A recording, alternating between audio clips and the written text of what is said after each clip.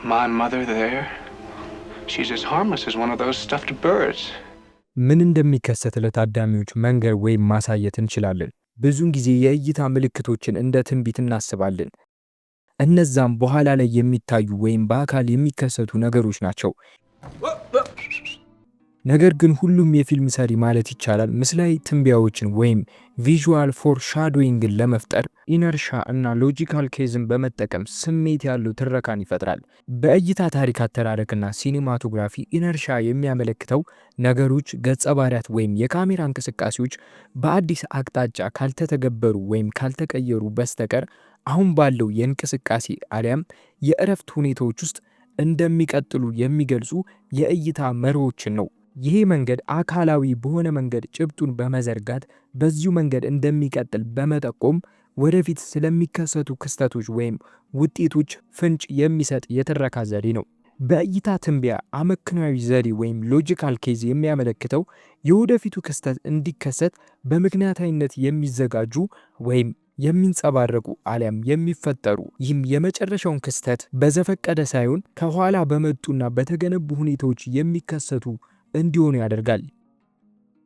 ይሄ ቪዥዋል ፎርሻዶ ምን ማለት እንደሆነ የምንመለከትበት ክፍል ነው።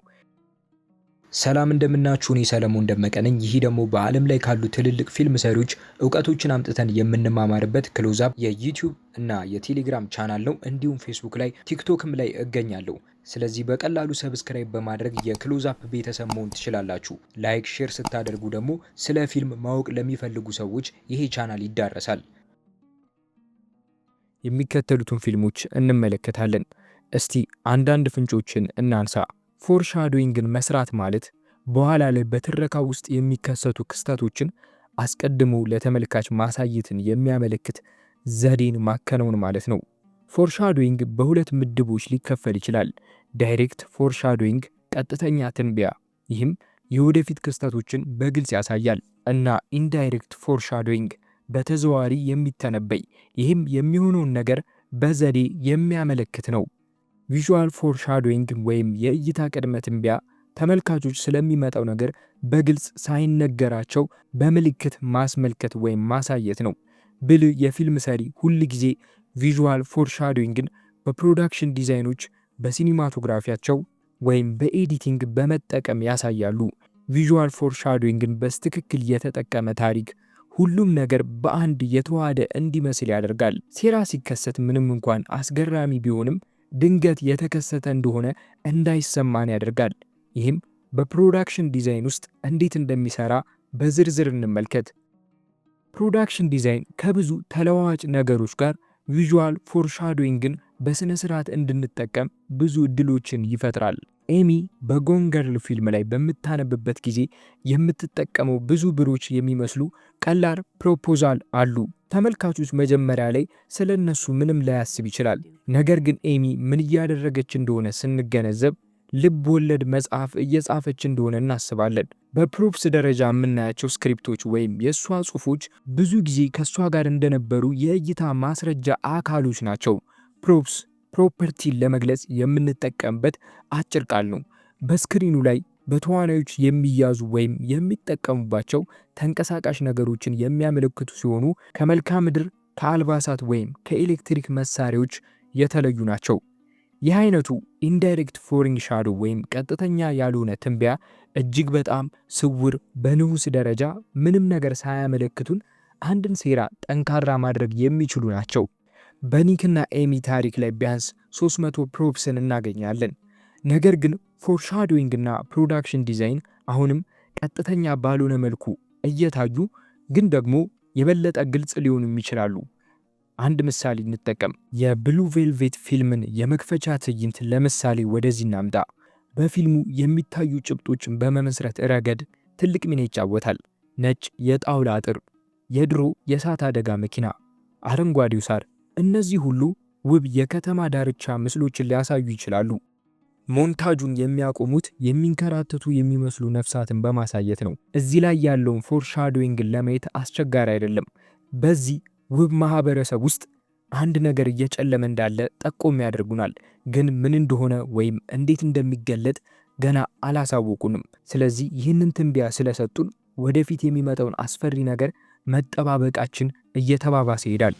በፕሮዳክሽን ዲዛይን ውስጥ እንደዚሁ የበለጠ ለተመልካቾች ግልጽ የሆኑ ትዕይንቶችን ጥሩ በሆነም ቅደም ተከተል ለማቅረብም ልንጠቀም እንችላለን።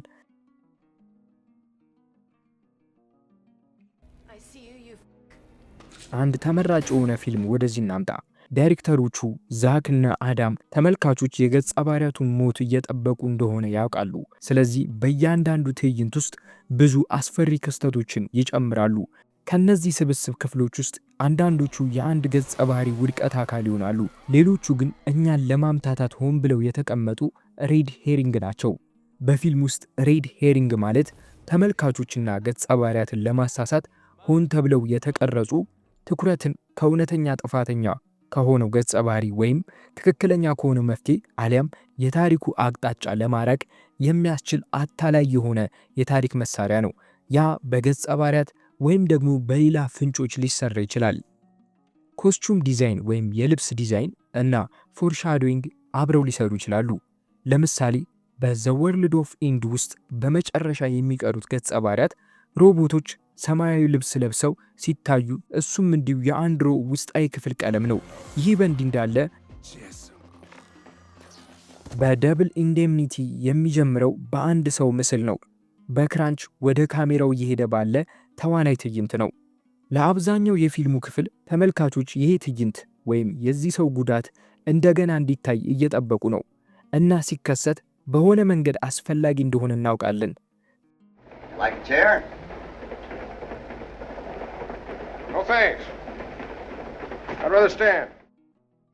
ቪዥዋል ፎርሻዶዊንግ በሲኒማቶግራፊ ውስጥ ባሉ ምርጫዎችም ብቅ ሊል ይችላል።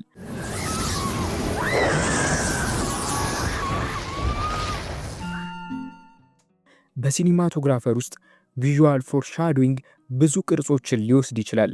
የፍሬም ምርጫ ብዙ ሊናገር ይችላል።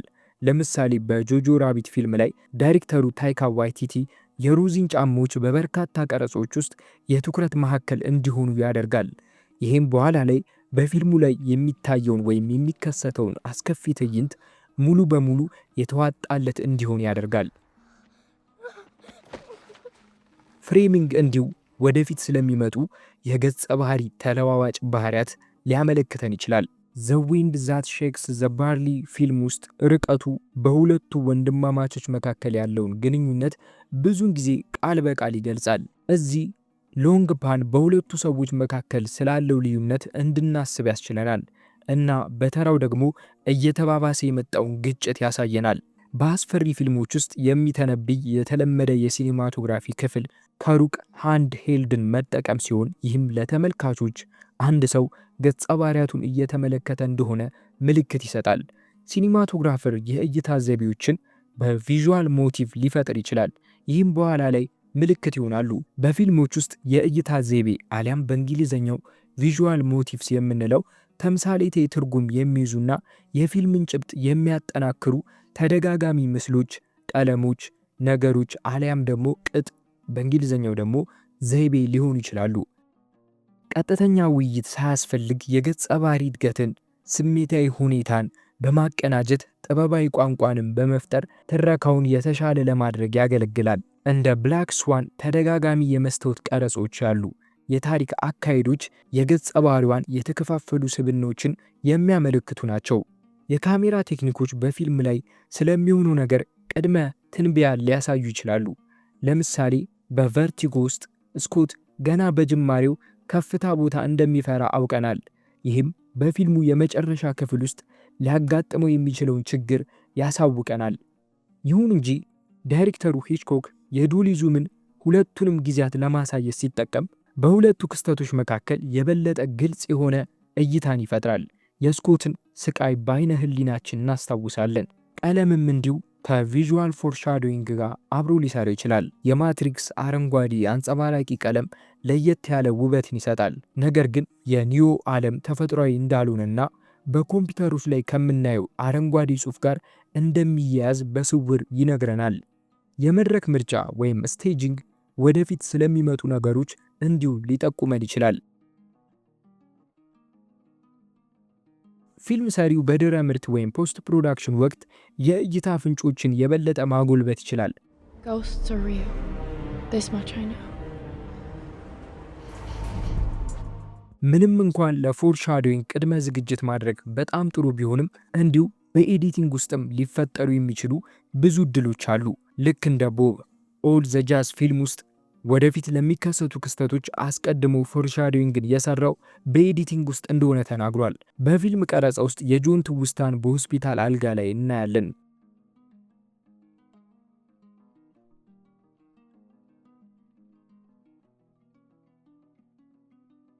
በኤዲቲንግ ውስጥ ተመሳሳይ ግን የበለጠ ቀጥተኛ የሆነ የቅድመ እይታ ወይም ፍላሽ ፎርዋርድን መፍጠር ችሏል። ለምሳሌ ኦፕንሃይመር ውስጥ የኒውክሌር ቦምቡን ከፈጠረ በኋላ ሳይንቲስቱ የሚያቀርባቸውን ፈተኖች እናያለን። So-called derogatory information in your indictment of me cannot be fairly understood except in the context of my life and my work. 80 babies delivered the first year. This year we've had 10 a month. Birth control is a little out of my jurisdiction, General. ነገር ግን ወደፊት የሚሄዱ ነገሮች በጣም ቀጥተኛ መሆን አያስፈልጋቸውም። በዚህ ፊልም ውስጥ የሶፊን የድሮ ማንነት እናያለን፣ ግን በዋናው ታሪክ ውስጥም ስለሚሆነው ነገር ብዙ ይነግሩናል። ከዚህ ባሻገር ይሄ ለሷ ስሜታዊና ስሜት ቀስቃሽ ትዝታ ነው። በኤዲቲንግ ክፍል ውስጥ የፊልም ሰሪ ሎድድ ጃክስፖዚሽንን መፍጠር ይችላል። ይህም ለሚመጡ ነገሮች ምልክት ሆኖ ያገለግላሉ። በፊልም ውስጥ ሎድድ ጃክስፖዚሽንስ ማለት ሁለት ወይም ከዛ በላይ የሆኑ ስሜታዊ ተቃራኒ አካላትን አሊያም የማይጣጣሙ ገጸ ባህሪያትን በቅርብ ርቀት ላይ በማድረግ ተመልካቾች ጥልቅ ትርጉም እንዲፈጥሩ ሆን ተብሎ ማስቀመጥ ነው። ይህም ተመልካቾች በታሪክ ውስጥ ከገጸ ባህሪያት ጋር ግንኙነት እንዲፈጥሩ የሚያስችል ዘዴ ነው። በዶንት ሉክ ናው መክፈቻ ላይ የጆን ሴት ልጅ ሞት ተዛማጅነት አለው። በሚሰራበት ቤተክርስቲያን ፎቶ ላይ ቀይ ቀለም እየፈሰሰ ነው። ይህ ጥምረት ወደ ፊልሙ የመጨረሻ ደረጃ ይወስደናል። ጆን ቀይ ኮፍያ ያለው ሰው በቤተ ክርስቲያን ውስጥ ያሳድዳል እና እንዲሁም ለምን እንደሚያሳድደው እንረዳለን። እሱ ልክ እንደ ተመልካቾች ያንን ምስል ከሴት ልጁ ሞት ጋር ያያይዛል።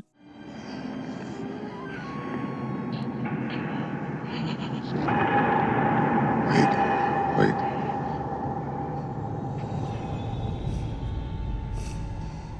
ሙዚቃ የራሱ የሆነ ፎርሻዶዊንግን መስራት ይችላል። ለምሳሌ በአንድ ሆረር ፊልም ውስጥ አስፈሪ ነገሮች ከመከሰታቸው በፊት የሚመጡ ሙዚቃዎች አሉ።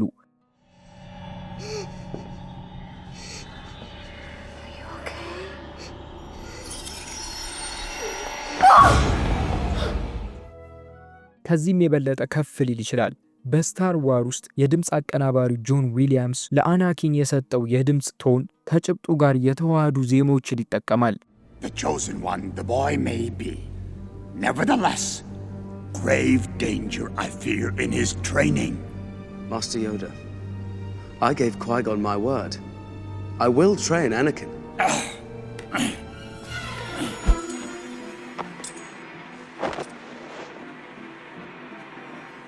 በፊልም ስራ ውስጥ ሆን ተብሎ የተቀመጠ ባይመስልም ቪዥዋል ፎርሻዶዊንግ ሁሉም ቦታ ላይ ይገኛል። አንድ ዳይሬክተር የሚናገረውን ታሪክ ተመልካቾች በቅርበት እንዲረዱት ለማድረግ የሚያስችሉ ቁልፍ የፊልም መሳሪያዎች ናቸው እና በእያንዳንዱ ፍሬም ውስጥ ያሉትን ንጥረ ነገሮች እንዴት መሸመን እንደሚቻል ለማወቅ ቪዥዋል ፎርሻዶዊንግን እንዴት መስራት እንደምንችል መረዳት አለብን። በየሳምንቱ ሐሙስ በአዳዲስ ቪዲዮዎች እንገናኛለን።